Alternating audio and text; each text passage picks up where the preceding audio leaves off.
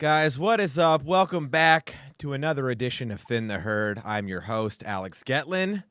And if this by chance is your first time checking out my podcast, I do this sometimes once a week, sometimes twice a week.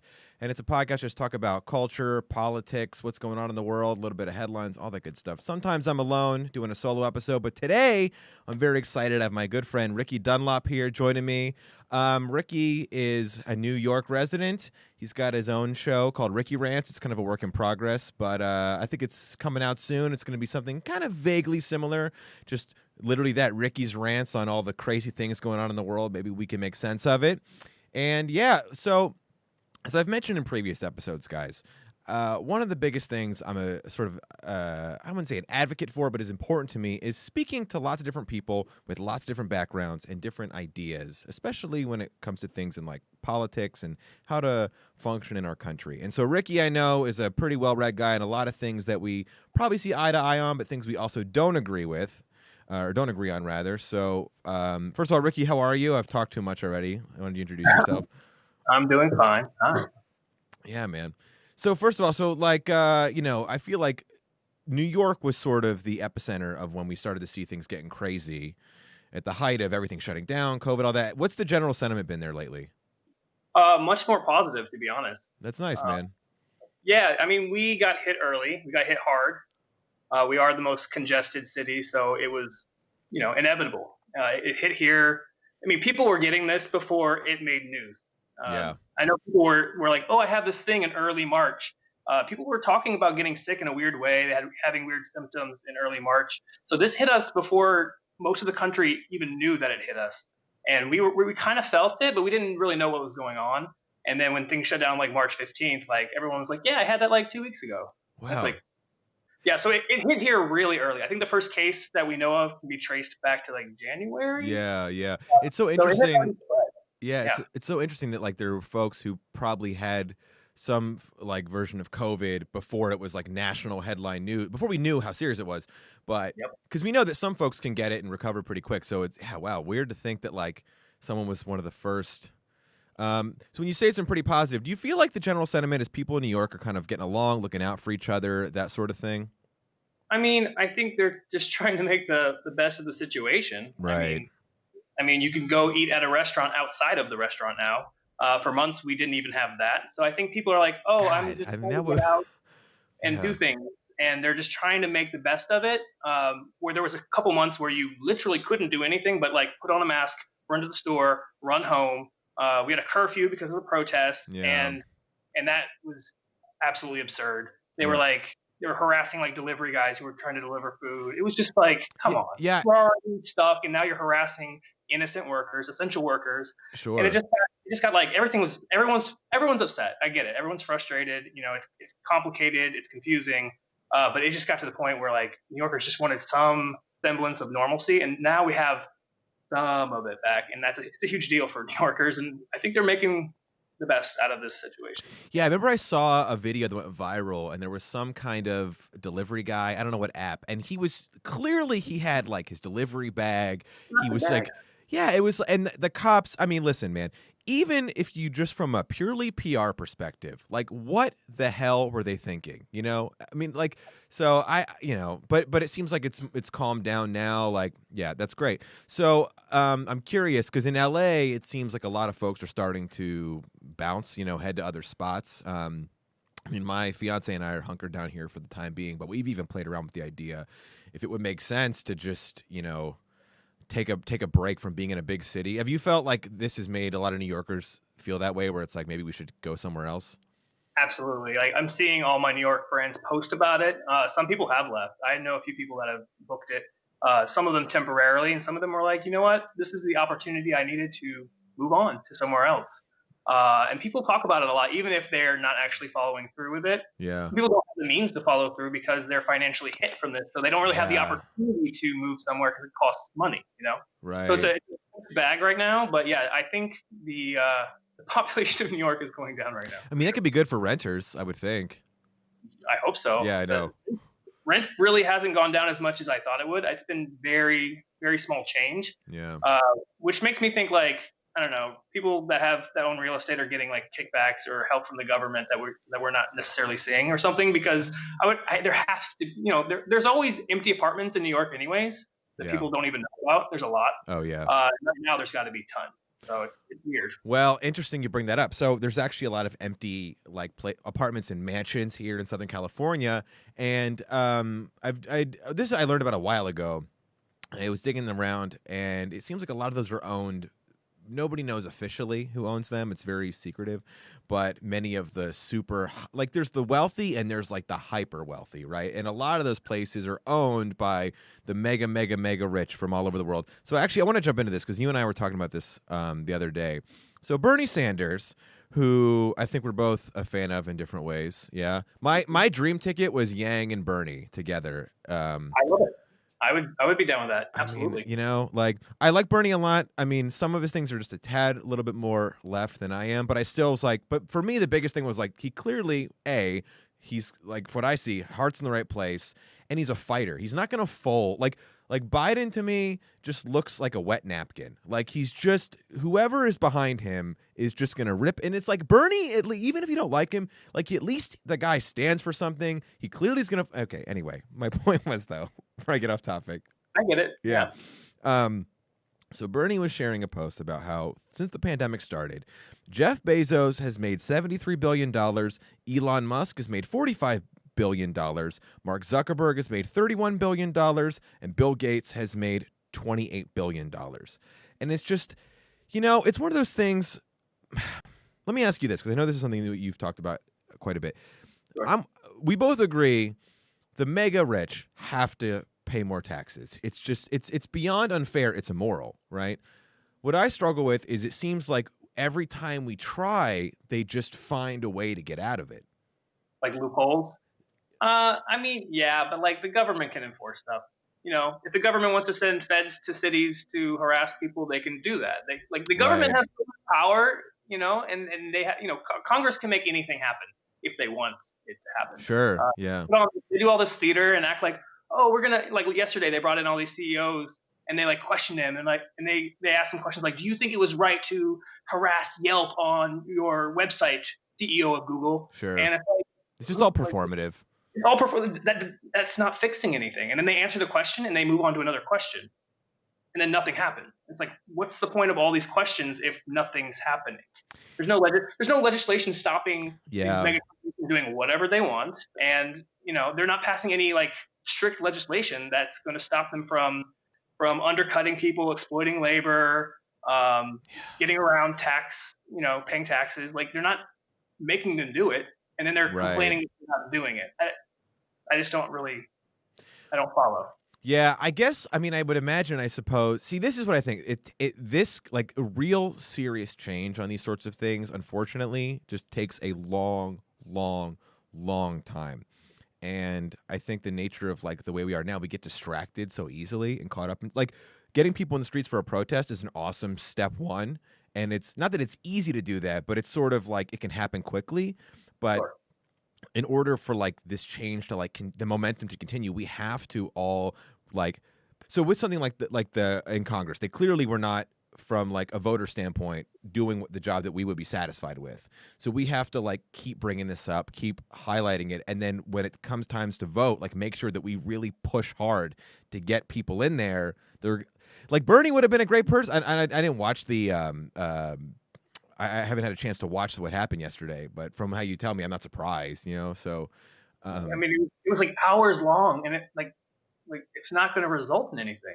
Like it's not going to result in anything. Nothing important enough to stop the madness of this billionaire crazy. Like the billionaire thing has to stop because it's becoming ridiculous. Like we used to praise, America used to love billionaires. There's something I remember growing up. You probably remember this too, but like billionaires were idolized no matter what. Of course. Ray Kroc, rags to riches. American dream, and everyone idolized these great businessmen that put America at the top of the top of capitalism, really. Well, and look how strong we are. Look how powerful. Look at these entrepreneurs. And we're realizing now that billionaires can be very dangerous. actually. Well, And you know what's interesting? I was talking to my fiance about this, and we were kind of going on about it. Like, how much money do you need, right? Like Bezos, he's about to hit $200 billion in his net worth, and I was, that's so like it's so impossible to understand that amount of money. And I was like looking up these different facts, trying to like conceptualize it. So this is like a thing people throw around a lot. A million seconds is something like 11 days. And a billion seconds is like 32 years when you really, and you realize it like, it's not about like how much can you spend. It has to be a power thing. It has to be the reason that those people want to have all that money, because if they give away some, they're no longer the most powerful. You know what I mean? Like, I don't know. Well, it's not only like the most powerful in like, society, but it's like when you globally, yeah.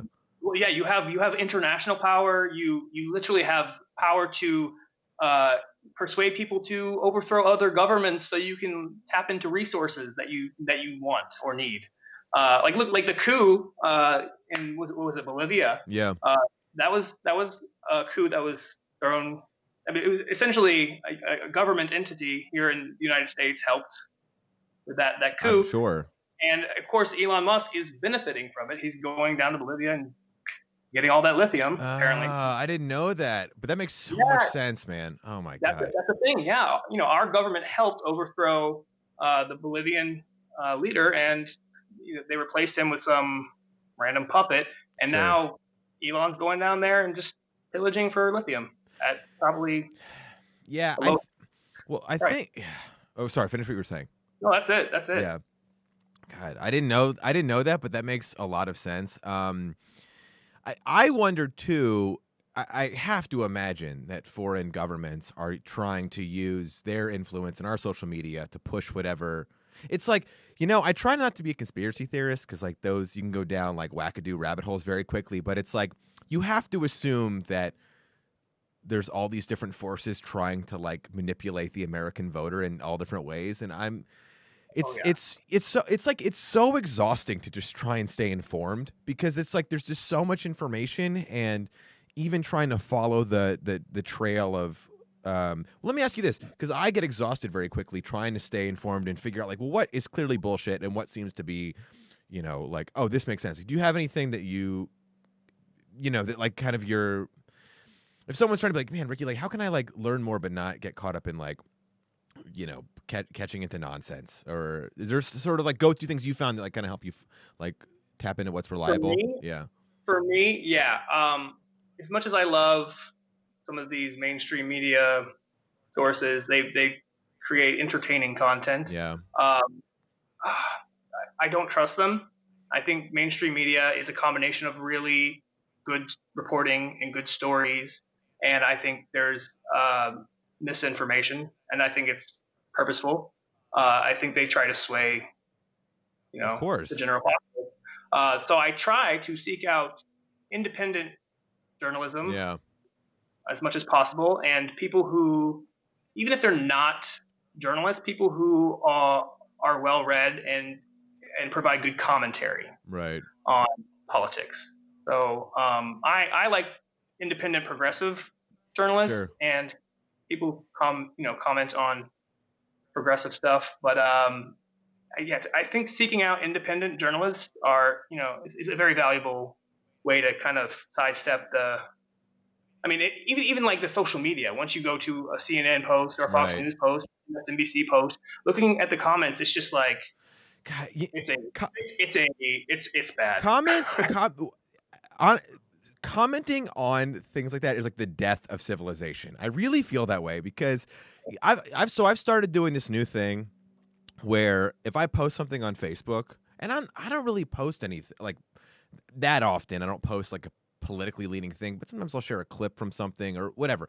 My point is, I'll post something and sometimes people clearly are unhappy about it and they'll comment, but it's not like, sometimes people will comment and be like, hey, maybe consider this point and you could look into it. That I like, but sometimes people just want to like jab. They're just like snarky. And what I've started to do, and no one has taken me up on this yet, but if it's someone that I know a little bit, I'll DM them. I'll say, hey, you seem really upset about that thing I posted. I'd love to hear more about your perspective. Could we like set up 5 minutes to have a FaceTime so I could hear like more? And they never want to. Like it's always just a way to like jab at you and then dip out. I'm like, if you're really this passionate, I would love to learn more about your perspective and see your face so I can have like a normal communication. And it's just, we need more of that. It's not about that. Of course. It's all reactionary. It's all reactionary. It's all picking a side and then sticking to that side no matter what happens. And that's why I'm highly critical. Like when I like make content that's political, I bash all sides. I bash progressives because progressives aren't perfect. And if we're not critical, you know, we're not critical of everyone in our entire government, then we're not doing it right. You know. Well, so for me on the other end, I'm definitely pretty progressive. So I'm very progressive socially. It's just, I guess, some things with like, you know, financial type things, I'm a tad conservative or more capitalist friendly, but I'm still super aware that like our system is not working. It's just absolutely not, you know?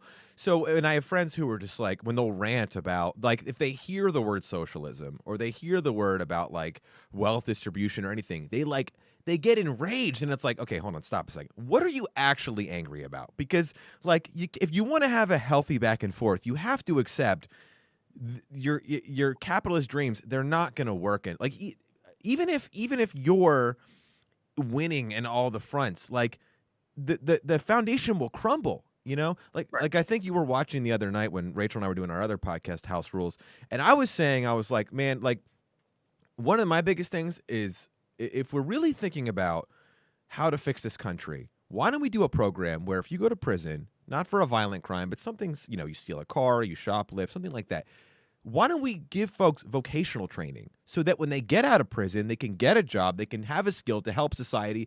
And even my like super hardline people that, and I don't really know any personally, but people who are like, I'm not going to have my tax dollars pay for a criminal to get training. It's like, okay, cool. If you don't want that, then accept the fact that you're going to spend more tax dollars on, you know, them being homeless, most likely, them having, like, what do you think is going to happen? Like, it's just, anyway.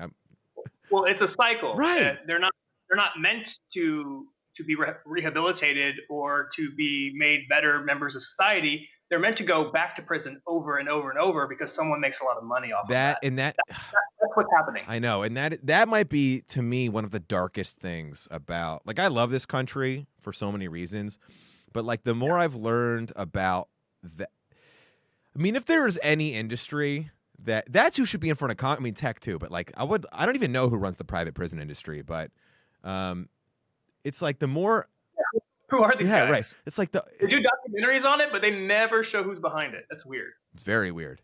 Yeah, that's going to be another episode of this podcast I'm going to try and tap into. But well, let me ask: if Ricky was running for president, right? What would be some of the, or just, you know, if you had a platform? I just, again, my biggest thing is I love having my friends on here who just, you know, have very strong ideals on certain things. Like, what are some of the key things that you think, let's say Bernie did get in, or whoever, right, that you would hope would be like their platform, their key things they're trying to push for?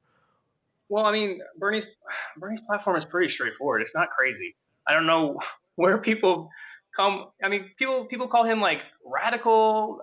They call him like crazy, and I just don't understand what they're looking at. Like, one of his biggest things was Medicare for all, which the majority of the country wants, but somehow he's too radical.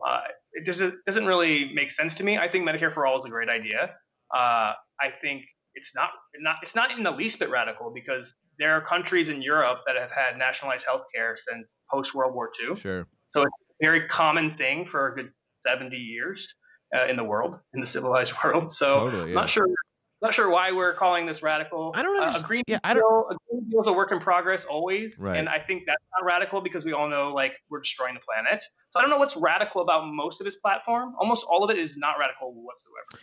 Yeah, it's weird to me that people I don't understand why there wasn't a healthy narrative in the media of like, listen, well, you know, there's a way to have universal like Medicare for everybody, and if you want to spend your money for something above that, you can do that. It's so everybody's covered, and if you want to like take whatever amount of cash you have to divert it into like supplemental insurance, whatever, like that's an option for you. I mean, to me, it has to be like whenever someone's fighting something, it's like, who's making money from stopping this? That's what I like.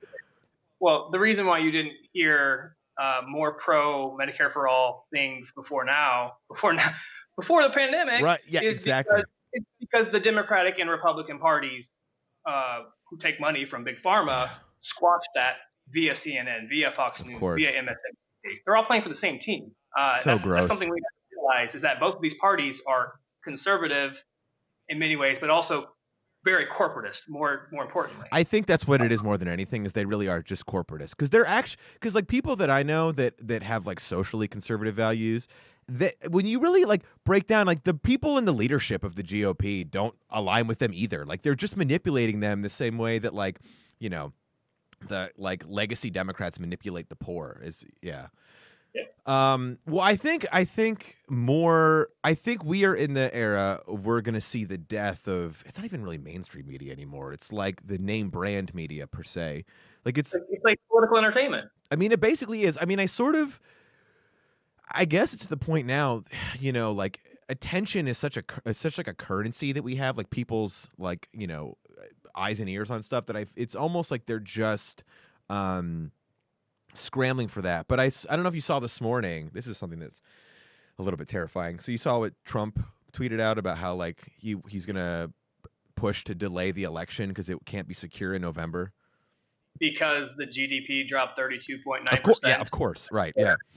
We all know why he did that. So this is because I posted about it because BBC shared a thing saying he's trying to stop, saying that it's not secure to vote in elections in November, and a bunch of people responded, he can't do that, it's not possible. And I'm like, yeah, it's not possible. That's not why he's doing that. I'm no fan of Donald Trump whatsoever, but I think it's very dangerous to always say he's stupid. He's not as stupid, at least with like actual like economic stuff he is, but with like manipulating media narrative, he's a brilliant guy at that. He knows what he's doing. I think he's posting this now and to sow those seeds, so come November there's all this like, well, he was talking about how it wasn't secure. I don't, you know what I mean? Well, yeah, Trump is academically not bright. I think that's pretty evident. Even his old professors, you know, they said he was a total student, but he is emotionally a genius. He's an emotional. Yeah. You know who else isn't academically bright? The Kardashians, and they're incredibly good at what they do. You know, so I only say that to say that it's a very easy and ultimately self-harming narrative to just be like, those idiots, and it's like, that's not, if you want to really make things happen here, don't do that. You gotta, yeah. I don't know. I'm putting this out now that I think that's what's coming, so that when it does, I'm like, I called it, not for my own like woohoo, but just so like let's all keep tabs on like this conversation is like the seeds of like you can't trust it is happening now. Just pay attention to who's pushing that narrative, and don't think it's just one side, guys. Oh, it's both. It's so yeah. That's why half the country points fingers at the other side, you know, and vice versa, is because they're both playing you. Oh, if there was a hero, we would see them emerge right now in a pandemic. Yeah, I know. Well, no hero. And it's so funny when people were shitting on Andrew Yang's UBI program, and it's like, oh, and then all of a sudden the economy falls apart, and they create a temporary. They shit on UBI. They shit on Bernie's Infra. They shit on all the progressive ideas that are more necessary now than ever. Yeah. And to me, it's like, look, dude, it's like I understand people. I always, before I get mad and write off someone I don't agree with, I always try, unless they're clearly being malicious, I really, really try and stop and think, where are they coming from? Why are they saying this? How can I? Because that's how we got to work together to make progress in this country, right? So when I hear people being like, who are very anti-extending the $600 for unemployment, their attitude is like, oh, we're just going to pay people to stay home. And it's like, okay, stop for a second and think about this, right? So many people in this country, we know, with this $600 bonus on unemployment, they were making more money than they've ever made in their life. Think about that. So someone who's very opposed to it thinks like, oh, they're just getting massive handouts. I hear that and I think that shows you how insanely expensive it is to live in this country compared to the wages we're paying people. Like, they're not going and, you know, living these lavish lives. They're just having a little bit of comfort for a second. And it's just, to me, it would make sense. If you really want to get this economy back on track, we should continue that and allow people to earn on top of that. So if you have a skill set where you can, like, especially now, we are in like the epitome of a freelance like boom, because I mean, I know a lot of it got taken away with COVID, but now everybody's trying to. I'll give you an example, right? Like, my wife and I are actors, comedians. That's all on hiatus. She was also working at this really nice restaurant that's closed down. So she loves flowers. Like, it's her favorite thing. She's always been passionate about it. So we figured out, hey, why don't we go to like the wholesale flower market in downtown LA and start selling like customized, handcrafted, like artisan boutiques, like bouquets rather. And like now she's like starting to build this little side business. And it's like, that's great. Like, why? That's what I love so much about Yang, is like focusing on like entrepreneurship rather. And it's like, I don't know, man. It just is so disheartening when I hear people just going so hard line, like, no social programs. They got to earn it. They got to earn everything. And it's like, okay, how about like help people get a little seed money to start and then encourage them how to. The same people that, like protect billionaires when they're undercutting everyone, exploiting labor, not paying taxes. These are the same people that protect these guys. And like, oh, look at these guys. They built a business, so they deserve everything they get, while they screw everyone else over. Yeah, and it's like nah. Listen, if you build success, you deserve to reap some rewards for it. But it's like we gotta. That's the problem. Is we've gone so hard line of like everybody shares everything all the time, or it's winner take all no matter what. And it's like we're in these It's just so, I don't know, man. I don't have high hopes for 2020. I'm hoping maybe by 2024 everybody will really start to. I don't know. Well, a big thing I saw, I went around this country in 2016 doing a lot of comedy gigs. And a lot of the gigs I did were in very heavy Trump places because they were in rural America where I could get booked. I'm clearly not famous. So I went to more remote places where like a famous comedian didn't go.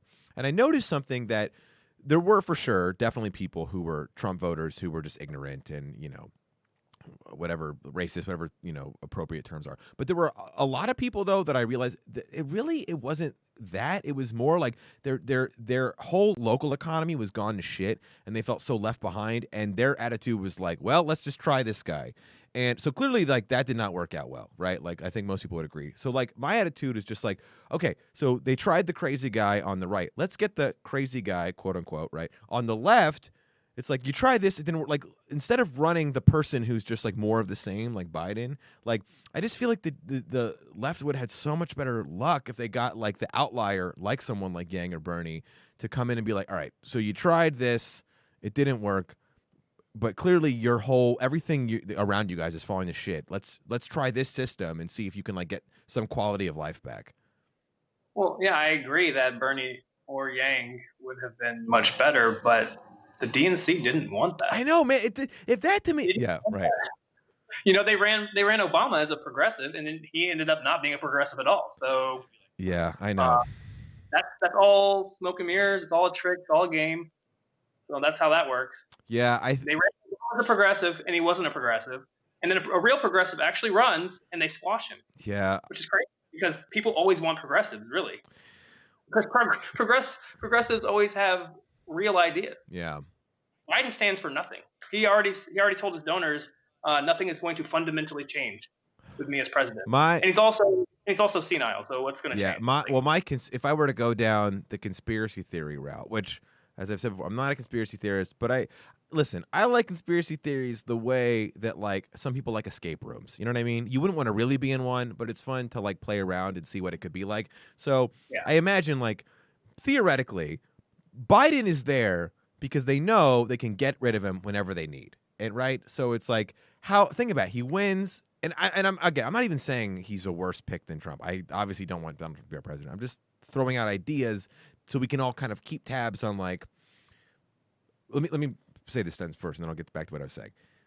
Let's assume Biden wins. It's not like, yeah, everything's good. No, keep paying attention. Keep your eyes on what is happening, because who's really calling the shots is still out there, and it's up to us to like really stay informed and alert. Okay, so my point was, I think it's totally plausible that he gets in 6 months, a year in, whatever. He's like, oh, I need to just take care of my health and to my family, and just whoop, and then immediately throw in somebody else, right? So I don't know, man. I mean, it's almost inevitable, even if that's not the plan. Like, he's in bad shape, so they know this. Yeah, everyone endorsed the man. They know probably can't even make it through 4 years. Look how much Obama aged in 8 years. He aged like 20 years. And he was healthy and young. And he was very healthy, played basketball, all this stuff. You think Biden's going to make it through 4 I know. years? The only thing about Trump is he looked like shit in the beginning, so he didn't change that much in the Right. Yeah. Orange. Yeah, that's my thing too. Is I've really tried to tell me if you have any thoughts on this, because when I talk to my friends who I've played around with like third party stuff, they get very angry. They're like, "This election is too important," and there might be some truth to that. What I remind folks is like, okay, sure, let's maybe put the presidential election on the shelf for a moment. You can still push for third party candidates in your local government, with your state senators, with your governor. Like, I think if I'm not incorrect, I think I've researched this, that the GOP and the DNC have basically had an iron grip on American politics since like the 1850s or so. Something like that, right? Yeah. So like that's like 170 years. Like, why would we not try and I feel like everybody's so motivated now more than ever. Let's really can't even speak correctly today. Let's start mobilizing at the local level with third party candidates and start taking power of our city government and things like that, and show like, hey, third parties can work. We did it small scale, and then little by little you build that up and eventually get to, Congress, Senate, the president. I feel like what happens is so many folks look at it like, that could never happen. And they're looking at the finish line and not thinking about like the 100 steps ahead of time that it takes to get there. Exactly. It's like direct action. It's like protesting. You have to have people come together. Sometimes it doesn't happen. We go years watching police brutality on Facebook, and then certain elements fall into place, and all of a sudden everyone's in the streets. And that's kind of a reactionary thing based on the elements that we have. We can do the same thing with voting for political parties. I think we love to talk about our democracy here, how we have this great democracy in America, but then the government convinces you that the other side is so bad that you have to vote. I know, right? So you're always like, oh, I have to vote Democrat or I have to vote Republican because the other side is so bad that we can't let the other side win. So it becomes this game, and then you keep voting for the lesser of two evils, which, I mean, doesn't matter at the end of the day, because if you the lesser of two evils, they're still evil. In your head, yeah. They're still evil, but in your head, that's the lesser of two evils. The reaction is going to be getting the other person next time. And that's what led to Trump, because we were like, George W. Bush was the most, after the war on terror, which is the worst thing ever that both Republicans and Democrats voted for, right? By the way, it was the worst thing ever. It killed so many people. So many of our soldiers died. Wah wah wah. Let's vote for Obama. And then Obama comes in and he bombs everyone. He bombs 7 different countries. And then Democrats don't want to talk about that. Of course. Yeah. And then the Republicans are like, oh, that Obama, he that do nothing Obama, that, whatever the insults are with Obama, we have to, then the reaction to that is Trump. So, you have all these horrible politicians.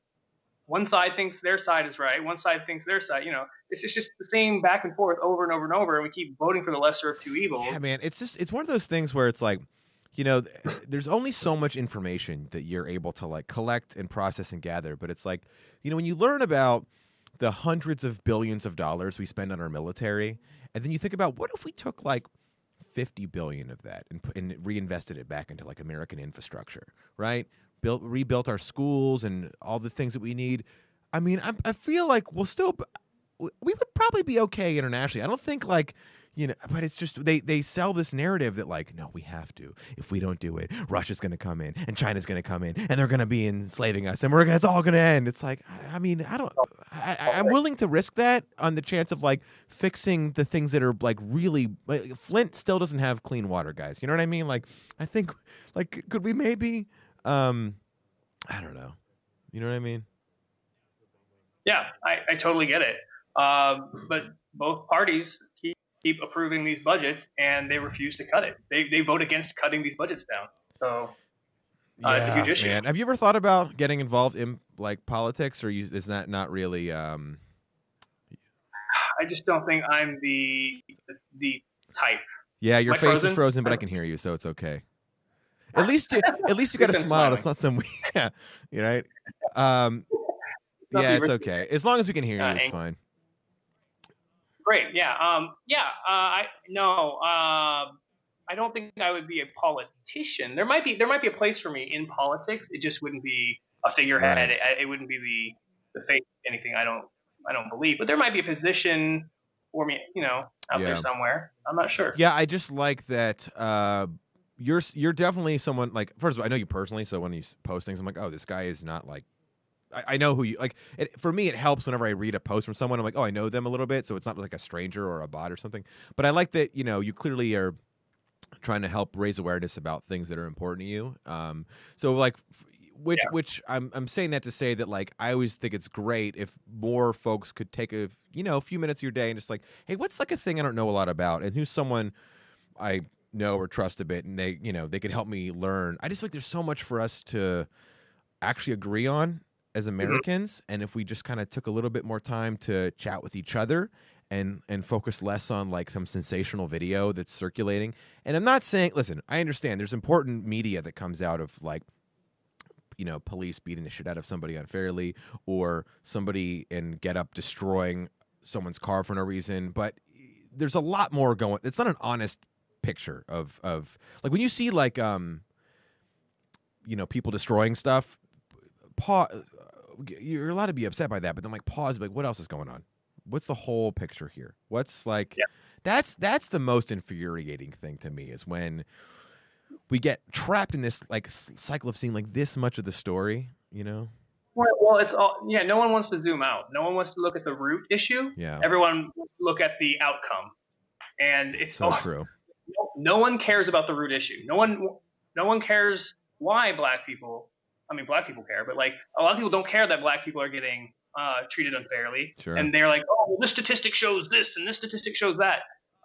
Okay, how about you go onto the field? How about you do some field research and then report back? Because I guarantee you, it will open your eyes. No one cares about the root issues. They just see a destroyed federal building, or or this, whatever it might be. Sure. It doesn't have to be. No, I get what you're saying. Yeah.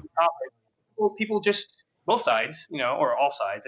It's more than two sides. It's more complicated than that even. Yeah. People curate their content to suit their needs, their agenda. That's what social media has done, though. That's I think social media is the biggest culprit here, is because we've curated the content we want to consume, and now politics has infiltrated social media to the point where we're curating our own politics and we're creating our own realities. Yeah, and ironically, they're like the billionaires that are growing faster than anybody. So of course they would be intertwined with, I mean, that's the thing too, is like, I have to imagine that it benefits the tech billionaires to keep all of us angry at each other instead of stopping and being like, wait a minute. What? It benefits not only the tech CEOs, tech billionaires, but also the government. It's easy to push the status quo when You're so right, dude. Oh, the other side's so bad. We have to go back to, like, literally Biden's like, let's go back to the Obama days. Why would we go backwards, you idiot? Like, but people are like, yeah, we should go back to that. It was so much better back then. Better for some people, maybe. Not the people that had bombs dropping on their houses, but okay, cool. It's like we have so many things we need to fix. Yeah, God, man, I know. I mean, if the whole, I just hope that when we finally start to realize, like, the way things shook out, where it was like Biden, Bernie, everybody else dropped out immediately through their support to Biden. It's just like, and I don't know enough about the backstories of like Klobuchar and Buttigieg and everybody else, but they just like immediately all like fell right in line. It's like, God, everybody, listen, what's going on here, right? Like, well, look at Yang, look at Warren, look at Tulsi. You're right. And then eventually Bernie. Yeah, something's very fishy. You can't call yourself a progressive. That's true. And support someone who is literally on paper a Republican. Sorry. I mean, the optimistic side of me is looks at like Yang and Bernie, and I don't know enough about Warren's nuances about like what she's voted for and stuff. I got to do more research, admittedly, but my optimistic side is like all those folks, they're figuring, all right, let's throw our support here for now, and then slowly make the changes as we can over time. But who knows, man? I don't know. Like the long game thing, it doesn't really work anymore. Like literally Hillary Clinton ran on incremental change in 2016. So true. And now we're back to incremental change because Trump is too crazy. Yeah. That's not, this incremental change is what got us Trump. Don't you understand? Like, not fixing the problems like kind of dancing around the problems or making sure corporate wins first is the reason why we're here. So incremental change is not what we need.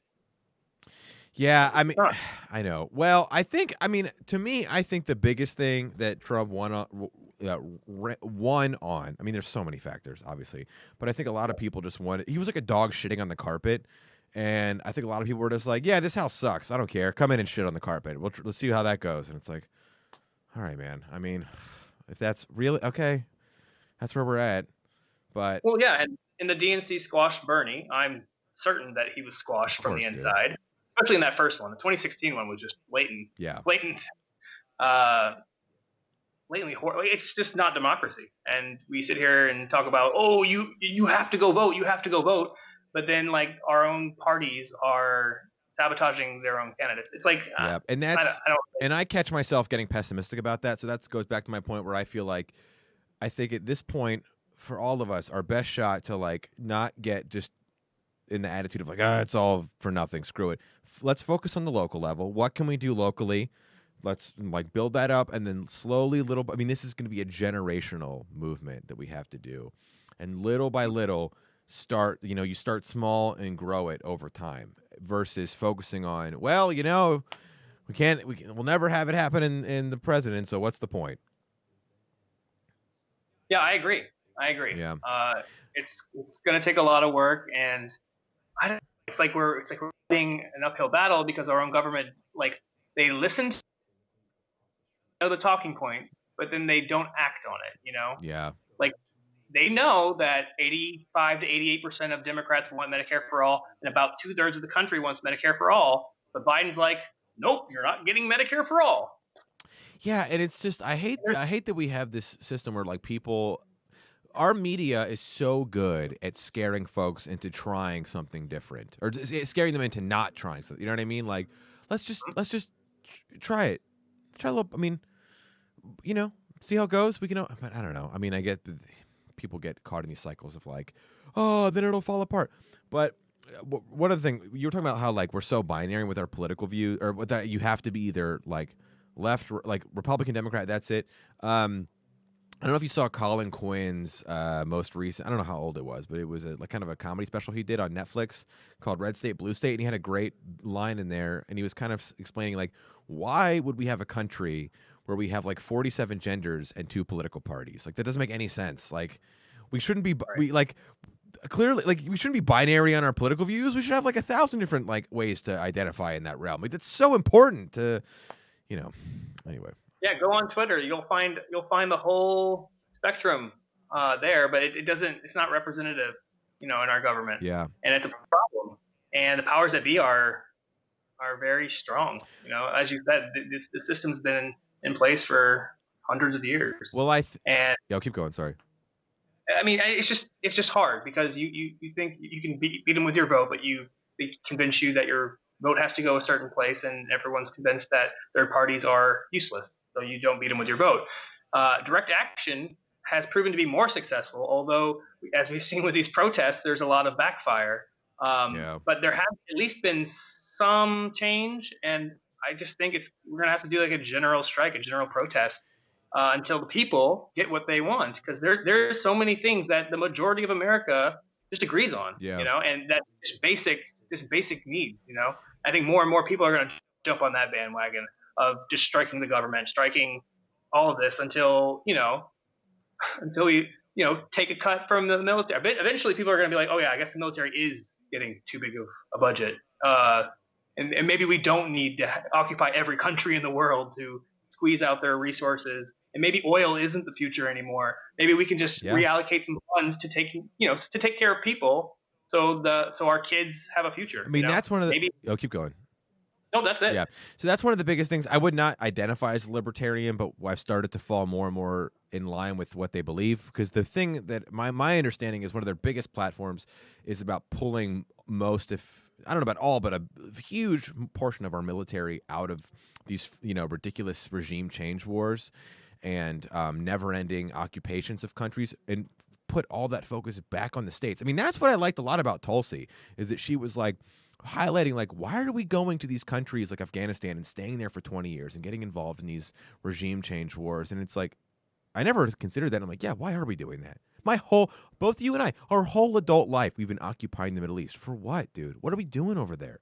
Why? Yeah, because we're bullying the entire world into accepting our way, using our U.S. dollar, so we can make business deals that we want. Right.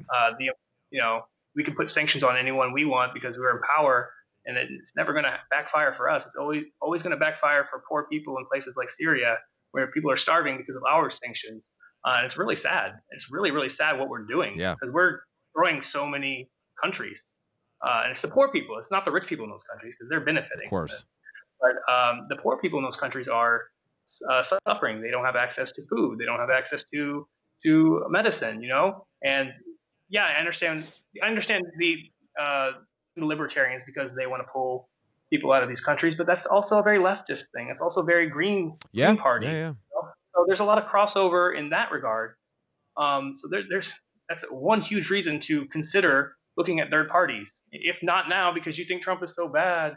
Or like what I've been saying, maybe, okay, then fine. Don't worry about the presidential election this year. But again, like what I really hope that people start to consider is like third party options. That's top to bottom. I mean, that's like your town mayor. That's your state senate. Like you start small, and then the bigger you like slowly, like with any movement, it doesn't happen overnight, man. You got to start small and grow it slowly over time. Yeah, I agree.